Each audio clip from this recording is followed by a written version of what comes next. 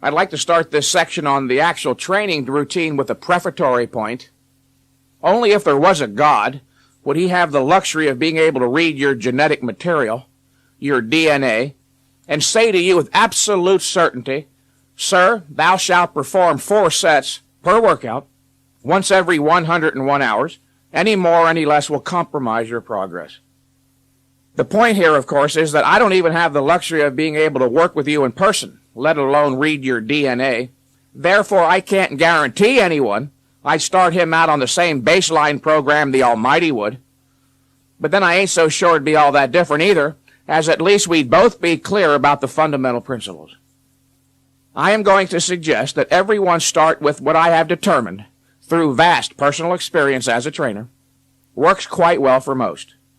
And if after finishing 3 cycles of the 4-workout program, your strength hasn't increased significantly, that you switch to the consolidation program as described in the booklet that came along with these tapes. You might want to take notes on my description of the baseline program, although it too is contained in the booklet.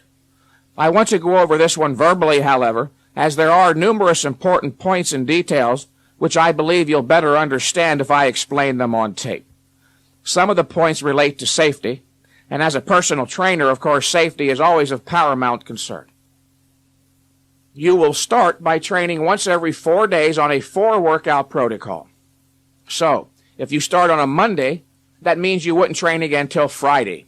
After Friday, you wouldn't train again till Tuesday, then Saturday, and so forth, once every 4 days.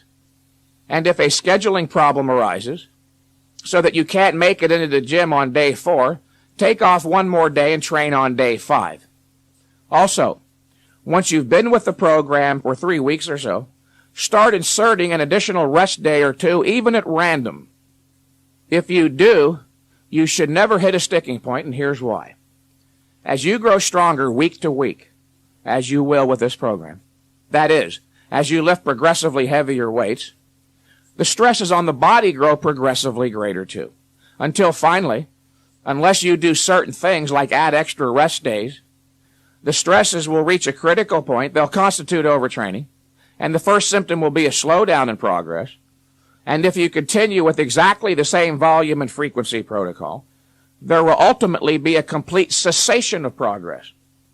Continue inserting the additional rest days with greater and greater regularity until you are only training once every 5 days, then start inserting an extra rest day at random, a 6th day. Continue inserting the extra rest day or days with greater regularity until you're eventually training once every 6 to 7 days. Once the fundamentals of intensity, volume, and frequency are grasped, this issue becomes the most crucial one of bodybuilding science. That, as the weights grow progressively greater, the stresses also grow progressively greater, and they must be compensated for. If after a number of months, utilizing the baseline program while training once every 6 to 7 days ceases to yield meaningful results, switch to the consolidation program. Some may want to have the workout program with the additional points in their training journal to take to the gym, rather than the accompanying booklet. If so, write down the words day 1 close to the upper left-hand corner of your paper, and then write the word chest. Next to it, the number 1. Exercise number 1 for the pecs will be pec deck for 6 to 10 reps to failure. Now, from here on, you won't have to write the words to failure, as that is a given, and 6 to 10 reps is merely a suggested guideline. There is nothing magic about the number 10. If you reach 10, but you see you might go to 13 reps to failure, don't stop at 10, go to 13. And at the other end, if you see by rep 3, you won't reach even 6 reps, but only 4 or 5, don't stop and reload. Get 4 or 5. The next time you'll likely get 6 to 10.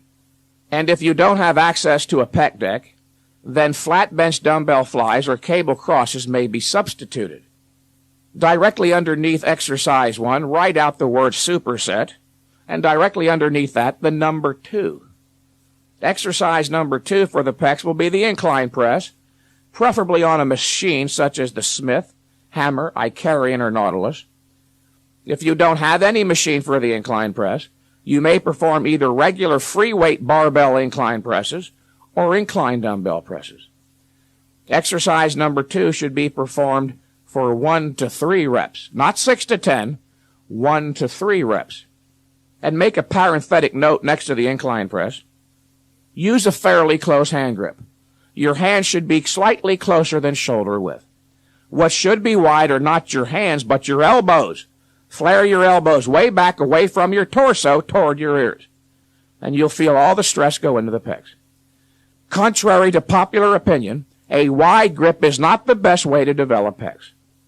And for beginners, a superset means 2 sets, 1 set of each of 2 different exercises, where the performance of one is followed immediately by the other, as with pec deck supersetted, or followed immediately by incline press.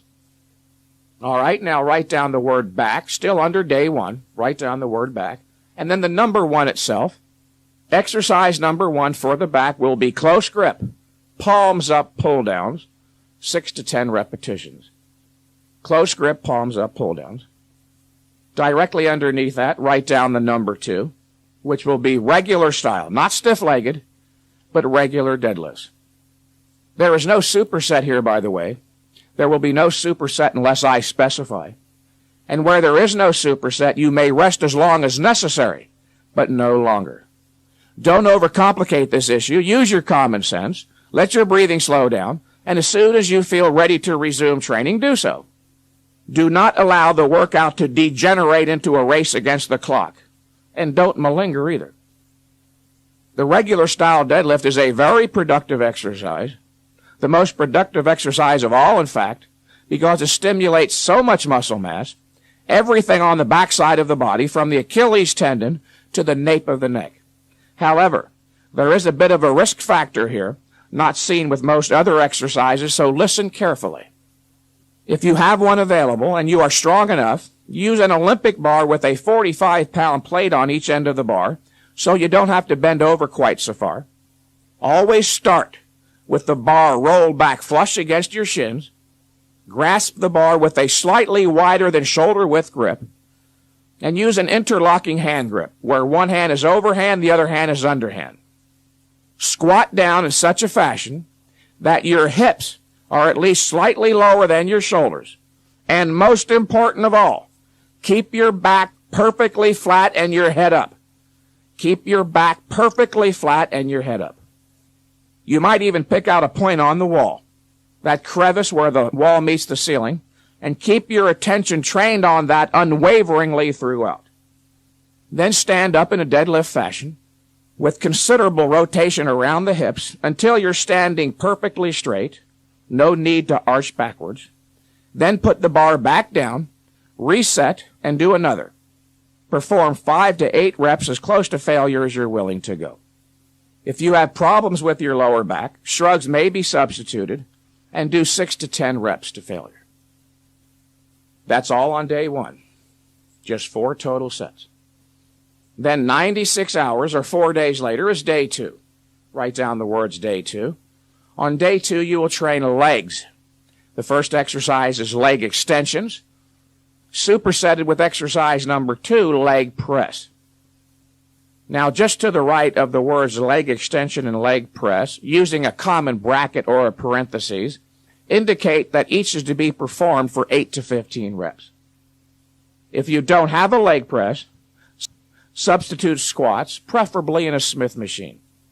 You're not going to be doing leg curls for a while. Just because an exercise is done traditionally for a certain muscle doesn't mean, of course, that you are morally or legally bound to do it all year round. One of the first lessons I learned as a trainer years ago is that the leg biceps and the biceps of the upper arm overtrain extremely easily. Besides, the hamstrings will receive sufficient stimulation for now from the deadlift and the leg press and the squat. I would like to make a very important point here. This program is designed for the exclusive purpose of marshaling all of your body's energy and resources onto the side of maximum growth in your major muscle groups. Any exercise you might add beyond what is listed here will merely subtract from maximum growth in the major muscle groups. Very often, when I give this program to a phone client, he will say at the end, Well, Mr. Mentzer, I see you don't have me doing leg curls for the hamstrings, in fact. No seated calf raise for the inner calf. No bent over dumbbell concentration curls for the lower outer third of the biceps. And we're not doing this for that and that for this and on ad infinitum. And I respond, sir, but that is precisely how you were training before, and that is why you made no progress and were prompted to call me for counseling. You so burned yourself out with all those exercises, you dug so deep of a hole, your body never had the opportunity to recover from the merely exhaustive effects of the exercise, let alone grow. Why not build a 20-inch arm first, then worry about the details? Remember, the issue of volume in anaerobic exercise is a negative factor, as I stated earlier, and that your purpose is not to see how many sets you can do or how long you can endure. Your purpose is to do the precise amount of exercise required to stimulate growth, then get out of the gym, go home, rest, and grow. After the leg extension leg press superset, take a rest, go drink some water, walk around the gym for a minute or two, then finish up quite simply with a set of standing calf raises, 12 to 20 reps. And that is it for day 2. 96 hours, or 4 days after legs, is day 3. On day 3, you'll train delts and arms. Write down the word delts. For delts, you start out with dumbbell laterals. Some people call them side raises, 6 to 10 reps. After a brief rest, but no superset here, proceed to exercise number 2 for delts. Either bend over dumbbell laterals, or if one is available, sit in a pec deck backwards and work your rear delts 6 to 10 reps here too. After delts, you'll work your arms. You might write down the word arms. Exercise number 1 for arms is barbell curls, 6 to 10. 6 to 10 reps with barbell curls. And that is a straight bar, not an easy curl bar. Easy curls do not work the biceps. They work the brachialis on the outer part of the arm. Do straight bar barbell curls. Exercise number 2 for the arms is tricep press downs with either a straight bar or a V bar, but do not use a rope. Do not use a rope, either a straight bar or a V bar. 6 to 10 reps for the tricep press down. And if a press down machine is not available, perform 1 set of lying French presses for 6 to 10 reps. Immediately after the press downs, in superset fashion, proceed to dips between parallel bars for 3 to 5 reps to failure, 3 to 5. If you can do more than 5 reps with your body weight, then add weight. And if you can't do any positive or full range dips, then place a chair or bench between the dip bars, stand up into the straight arm, locked elbow position, and lower yourself in negative fashion, taking several seconds to reach the bottom. Then stand up on the chair into the straight arm position and do it again. When you can perform up to 10 negative dips, with each rep taking several seconds to complete, you should be able to do regular full range dips. Okay, 96 hours later is day 4. Legs. Yes, legs again. This time you will start with leg extensions and follow immediately in superset fashion with Smith machine or free weight squats, but don't do hack squats unless absolutely forced to do so. Hack squats are not very productive, and they stress the knees inordinately. You will perform the leg extensions differently this time, using approximately 30 pounds more than the last time when you perform the leg extension with the leg press. You will do but 1 positive rep, lifting the lower legs until they are in the straight leg lock knee position. You will hold that position statically. This is called a static hold rep. The weight will be sufficiently heavy so that you're limited to holding the straight leg lock knee position for approximately 10 to 25 seconds. There will come a point during that period, of course, when you won't be able to hold it anymore, and you'll say to yourself, if I don't start to lower this thing in the next moment or two, it's going to go crashing down. Do not let that happen.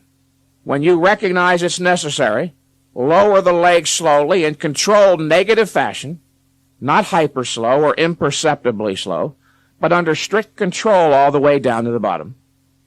And make sure that you keep your buttocks planted firmly in the seat, as there is a tendency to want to come up off the seat when your thighs are burning and torque it down.